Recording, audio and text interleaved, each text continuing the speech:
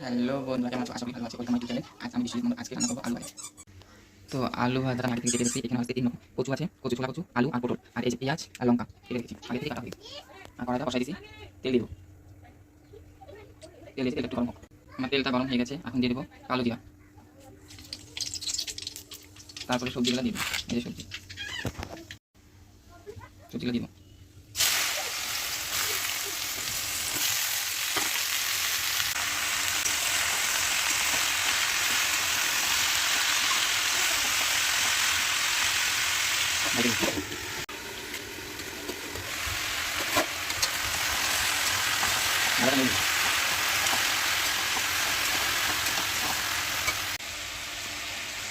এখন লবণ দিয়ে দিলাম,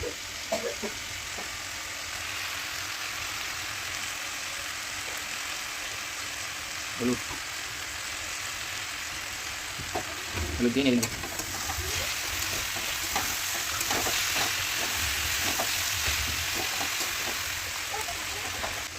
ভাজাটা নেড়ে নিয়েছি, এখন আবার একটুখানি দিয়ে দেবো।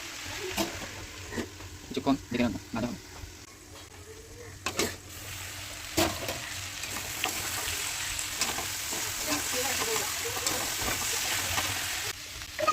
ভাজা হয়ে গেছে, আর এই যে পেঁয়াজ আর লঙ্কা দিয়ে নেব।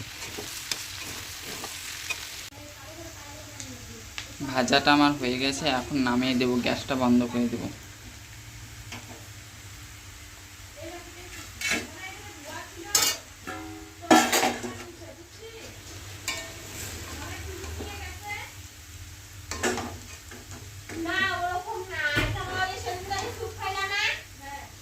এইভাবে সবগুলা নামিয়ে নেব। তো বন্ধুরা, ভাজাটা নামিয়ে নিয়েছি,